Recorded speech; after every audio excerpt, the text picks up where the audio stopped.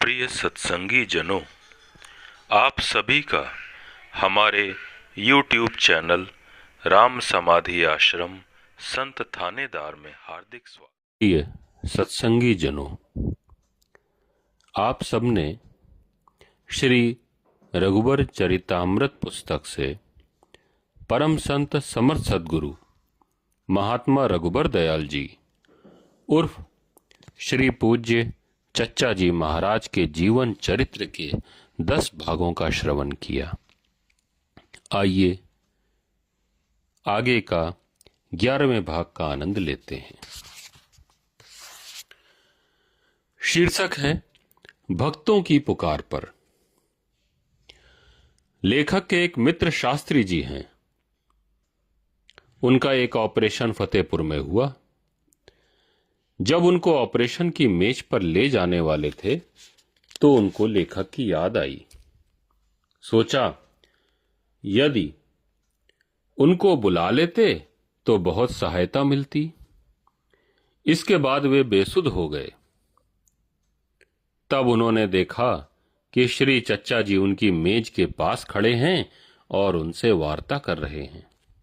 जब आंख खुली तो उन्होंने अपने भाई को पुकारा और कहा, भैया कितनी देर में ऑपरेशन के लिए चलिएगा? उनके भाई ने उत्तर दिया, ऑपरेशन तो हो चुका है, देखिए पट्टी बंधी है। शास्त्री जी को यह देखकर आश्चर्य हुआ। यूं तो भक्त माल में अनेकों ऐसे चरित्र चित्रित हैं और देखने में भी आया है कि भक्तों के भेष में आकर प्रभु ने स्वयं उनका काम किया, किंतु यहां पर विशेषता यह है कि अपने तुच्छ दास का नाम सुनते ही मालिक सम्राटों के सम्राट स्वयं दौड़कर पहुंच गए और शीघ्रता में भेष बदलने का भी ध्यान नहीं रहा। धन्य हो प्रभु, आपके अतिरिक्त ऐसा दीनों पर प्रेम करने वाला दूसरा कौन होगा। तुम सो प्रभु पाए प्रताप हरि, केहि के अब और सहारे हो। पूज्य चच्चा जी विनोद प्रिय तो थे ही। एक बार एक पंडित जी ने उनसे कहा कि मैं पूज्य लाला जी के पास कई दिनों तक बैठा और आपके पास भी कई दिनों से बैठ रहा हूं, पर क्षमा कीजिए, सत्य तो यह है कि कुछ हुआ या नहीं, तबीयत ही नहीं लगती और ना पूजा होती है। श्री चच्चा जी ने कहा, भैया ईश्वर से प्रार्थना किया करो और मैं भी उनसे प्रार्थना करूंगा। पंडित जी ने दूसरे दिन कहा, मैं तो प्रार्थना बहुत कुछ कर चुका, कुछ काम नहीं बनता। पूज्य चच्चा जी ने कहा, रो रो कर और गिड़गिड़ा कर प्रार्थना करनी चाहिए, तब ईश्वर सुनता है। बच्चा जब रो रो कर माँ बाप से जिद करता है तब माता पिता उसकी बात मान ही लेते हैं। इस पर पंडित जी ने कहा, रोना तो आता नहीं, कैसे रोया जाए। श्री चच्चा जी ने कहा, अरे भाई, जब मनुष्य मर जाता है तो कैसे रोया जाता है। पंडित जी ने दूसरे दिन प्रातःकाल 4 बजे उठकर अपने कमरे के दरवाजे बंद करके एकांत में दहाड़ मार मार कर जोर से रोना आरंभ किया। घर वाले और मोहल्ले वाले जाग पड़े और एकत्र हो गए। पंडित जी को आवाजें दी गईं, पर उन्होंने सुना नहीं। जब बहुत देर हो गई तब लोगों ने किसी प्रकार दरवाजा खोला और अंदर घुसे। पंडित जी को होश नहीं था, वह अपने काम में मस्त थे। इन लोगों को देखकर घबरा गए। ज्ञात हुआ पंडित जी तो पूजा करते थे। तब लोगों ने आकर श्री लाला जी महाराज से शिकायत की कि यह कैसी पूजा है। पूज्य लाला जी ने पंडित जी को बुलाकर पूछा, ऐसा क्यों किया। पंडित जी ने बतलाया कि पूज्य चच्चा जी ने बतलाया था कि रोने से ईश्वर सुनता है। तब श्री चच्चा जी को बुलाया गया और पूज्य लाला जी ने उनको डांट कर कहा कि आप लोगों को क्या बतला देते हैं। बाहर आकर पूज्य चच्चा जी ने पंडित जी से कहा, यार तुमने मुझे अच्छी डांट खिलवाई, किंतु तुम्हारा काम तो बन गया। उपर्युक्त प्रयोग लेखक की स्वयं की अनुभूति है। लेखक ने स्वामी रामकृष्ण वचनामृत नामक पुस्तक में पढ़ा था कि किसी व्यक्ति ने स्वामी रामकृष्ण परमहंस जी से पूछा कि ईश्वर कैसे मिलता है। स्वामी जी ने उत्तर दिया, रोने से मिलता है। बस इतने ही शब्द लिखे हैं, रोने की कोई व्याख्या नहीं की गई। बहुत विचार किया, कोई विशेष विधि ज्ञात नहीं हुई। अतः यह सोचकर कि स्वामी रामकृष्ण परमहंस जी के वचन असत्य नहीं हो सकते, हृदय में रोने का निश्चय किया। अतएव एकांत में बैठकर जहां दूसरे के सुनने की शंका न हो, यह कार्य आरंभ किया। प्रातः 3 बजे नित्य उठकर 1 घंटे यही पूजा की जाती थी। पहले तो रोना नहीं आता था और बहुत कठिनाई होती थी। रामायण के अयोध्या कांड में राम वन गमन का हाल पढ़ने या गीता प्रेस की छपी हुई भक्तों के चरित्र की छोटी छोटी पुस्तकें पढ़ने से धीरे धीरे कुछ रोना आने लगा। आरंभ में यह रोना केवल बनावटी ही था, किंतु यह दृढ़ विश्वास था कि चाहे वर्षों लग जाएं, इस मार्ग से काम बनेगा अवश्य, क्योंकि स्वामी रामकृष्ण परमहंस जी का वचन असत्य नहीं हो सकता। अतः जैसा कुछ भी बन सका, रोना जारी रखा। शनै शनै काम बनने भी लगा। कभी कभी बेखुदी भी आने लगी। प्रार्थना की जाती थी, हे प्रभु, या तो स्वयं आइए अथवा किसी महापुरुष द्वारा अपने दर्शन का मार्ग बतलाइए। कुछ दिनों बाद स्वप्न में देखा कि एक महात्मा एक सरोवर के निकट मंदिर में बैठे हैं। मैं सरोवर में स्नान करके उनके दर्शन को गया। उनसे वार्तालाप भी हुई। इस घटना के कुछ मास बाद पूज्य चच्चा जी के दरबार में आने का सौभाग्य प्राप्त हुआ। प्रथम दिन ही जब उनके सामने पूजा करने बैठा तो मन चाही सब बात प्रत्यक्ष में सामने आ गई। इसके कई मास बाद स्मरण आया कि जिन महात्मा जी को स्वप्न में देखा था, वह यही श्री पूज्य चच्चा जी महाराज हैं। कबीरा हंसना दूर कर, रोने से कर प्रीत, बिन रोए नहीं पाइए, प्रेम पियारा मीत। हंस हंस कंत न पाइया, जिन पाया तिन रोए, हंसी खुशी जो हरि मिले, तो कौन दुहागिन होए। एक मुंशी जी श्री पूज्य चच्चा जी के पड़ोस में रहते थे। उनको सूझा जरा परीक्षा लेकर देखें कि श्रीमान चच्चा जी महाराज सच्चे महात्मा हैं या नहीं। मुंशी जी रिटायर्ड तो थे ही और न अन्य ही कोई काम था, पर पूज्य चच्चा जी को नित्य प्रति कचहरी जाना पड़ता था। अतः मुंशी जी ने ऐसा किया कि पूज्य चच्चा जी जब कचहरी से आकर नित्य क्रिया शौच आदि से निवृत्त होकर तथा भोजन करके बाहर आते तो उनसे पूर्व ही मुंशी जी हुक्का लेकर पूज्य चच्चा जी के यहाँ आ जाते और पूज्य चच्चा जी के पास बैठे रहते। पूज्य चच्चा जी रात भर बैठे रहते और प्रातः होते ही मुंशी जी शौच आदि से निवृत्त होकर पूज्य चच्चा जी के यहाँ पुनः आ जाते ताकि श्री चच्चा जी सोने न पावें, और जब तक श्री चच्चा जी भोजन करके कचहरी को ना चल दें बराबर बैठे रहते। फिर दिन में जाकर मुंशी जी भली भांति सो लेते, किंतु पूज्य चच्चा जी को सोने का अवसर नहीं देते थे। इस प्रकार 6 मास बीत जाने पर मुंशी जी ने कहा कि वास्तव में महात्मा तो सच्चे हैं। इसके बाद आना बंद कर दिया। एक दास ने श्री पूज्य चच्चा जी महाराज से पूछा कि महाराज जी, इन मुंशी जी की हालत बहुत ऊंची हो गई होगी, क्योंकि जो व्यक्ति कुछ समय आपकी सेवा में बैठ लेता है उसकी हालत कुछ से कुछ हो जाती है, और यह तो 6 महीने निरंतर बैठते रहे।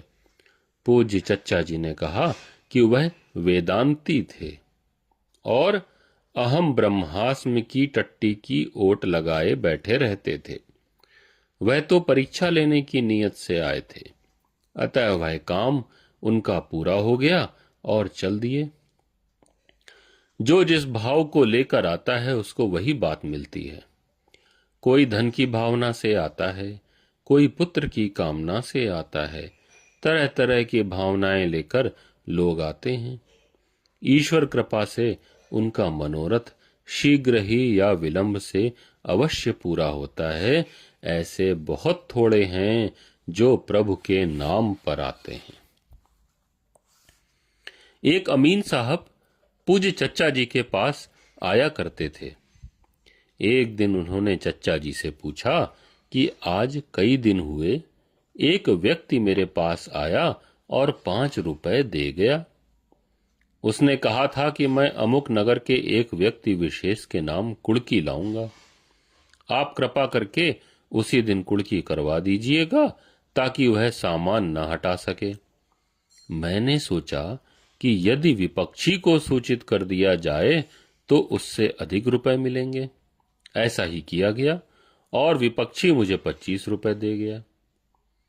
आज वह पहले वाला आदमी मेरे पास फिर आया और कहने लगा कि अमीन साहब गजब हो गया। विपक्षी को किसी प्रकार सूचना मिल गई। वह ऐसा तड़पता और बेचैन था जैसे मणि खो जाने पर सर्प तड़पता है। मुझे उसके ऊपर बड़ी दया आई और अपने कृत्य पर बड़ी ग्लानि और पश्चाताप भी हो रहा है। अब आप जैसा उचित समझें करें, उसका दुख दूर कीजिए। श्री चच्चा जी ने कहा, आप पश्चाताप तो कर ही रहे हैं, उन रुपयों को गांठ बांधकर अलग डाल दीजिए और आज रात्रि को बैठकर उसकी भलाई के लिए प्रभु से प्रार्थना कीजिए। मैं भी प्रार्थना करूंगा। अमीन साहब ने आदेश का पालन किया।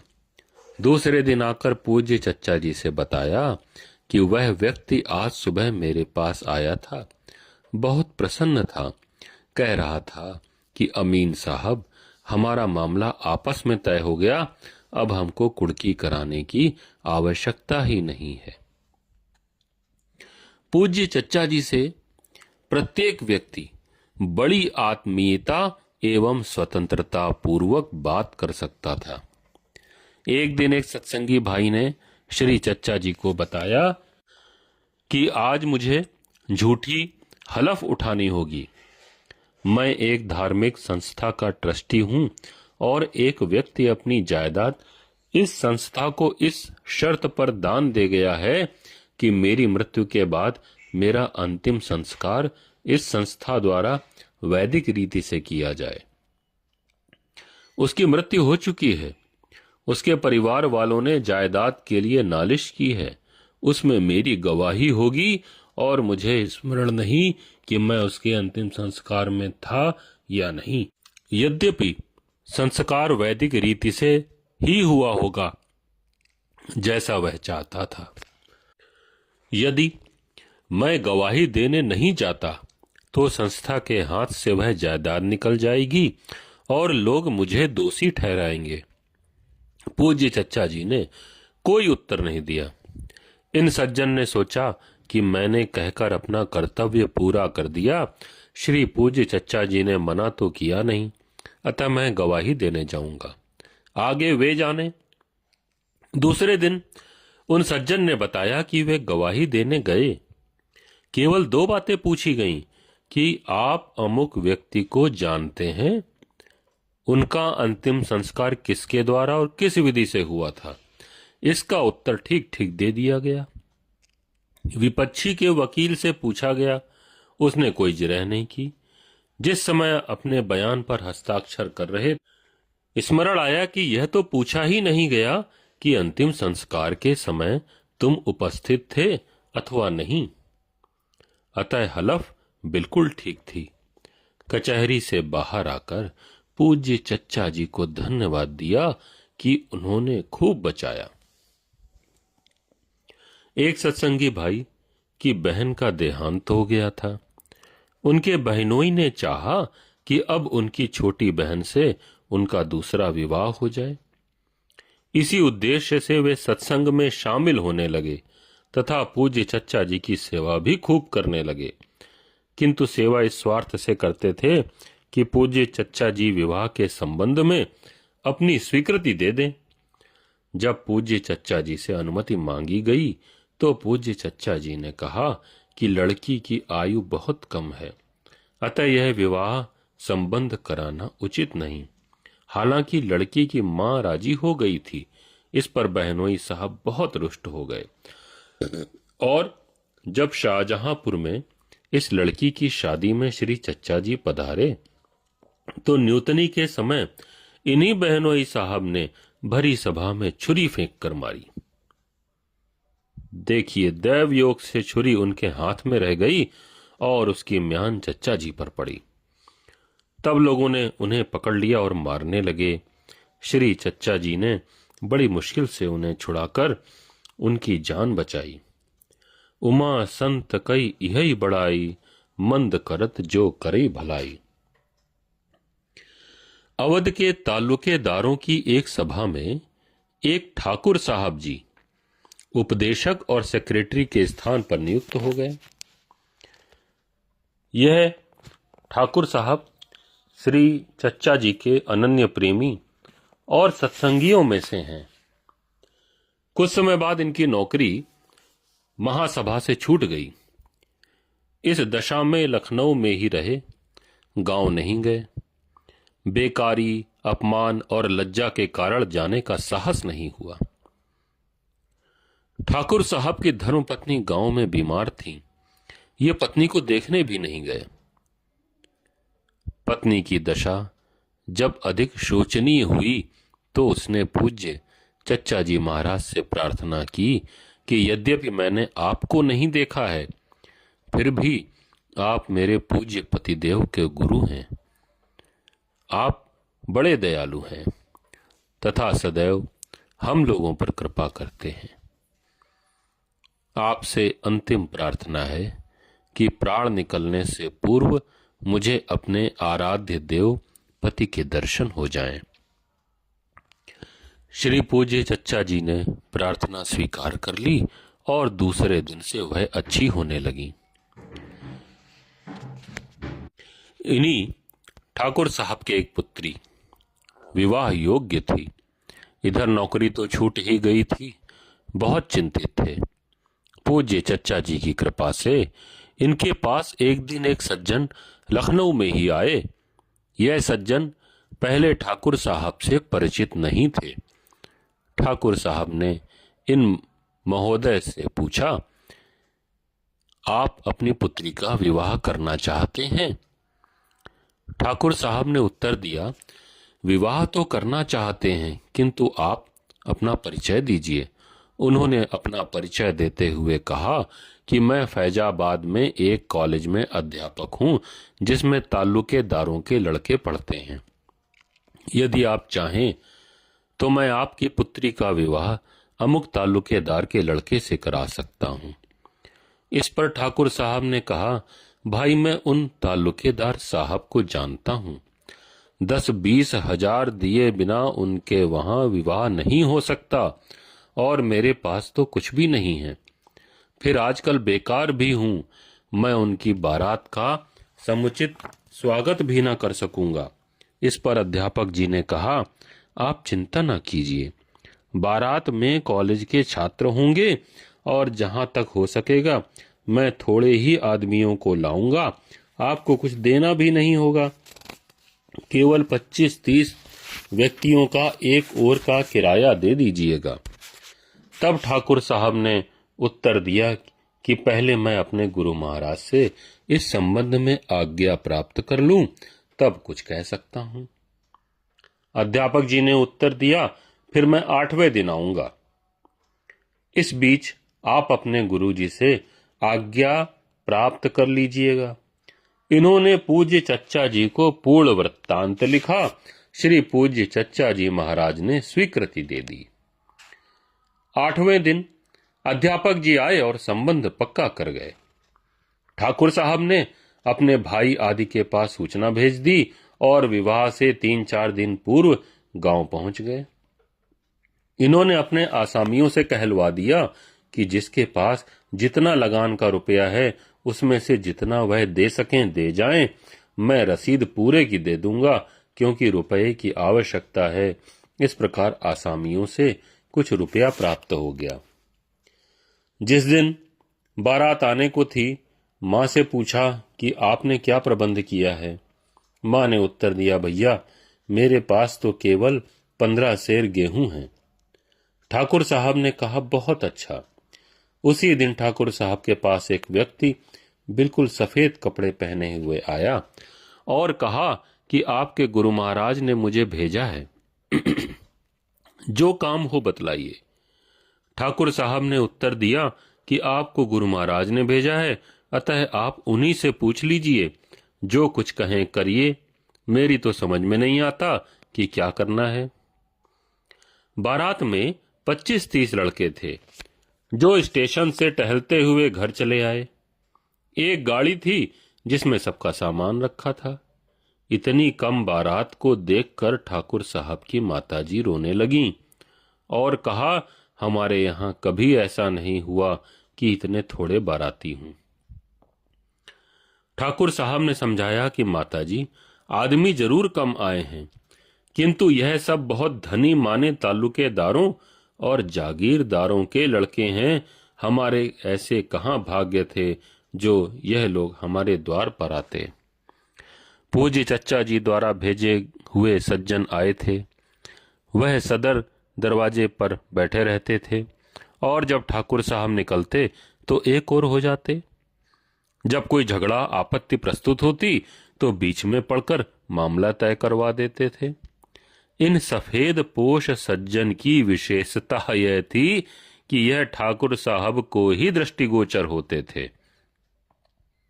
ठाकुर साहब के भाई ने पड़ोस के ग्राम व अपने ग्राम के सभी व्यवहारियों को आमंत्रित कर दिया था। दूसरे दिन सभी आमंत्रित सज्जन आने लगे। वे लोग अपने साथ दूध, दही, साग आदि सामान भी लाए। इस प्रकार शाम को कई 100 आदमियों की दावत थी। ठाकुर साहब ने यह सोचकर कि घर में केवल 15 सेर ही आटा है, इतने आदमियों का भोजन कैसे करवाया जाएगा। पूज्य चच्चा जी से एकांत में बैठकर प्रार्थना की कि हे देव, अब आप ही के हाथ मेरी लाज है। मेरी समझ में कुछ नहीं आता कि मैं क्या करूं, और कोठे पर जाकर लेट गए। सबसे कह दिया मुझे जगाना नहीं।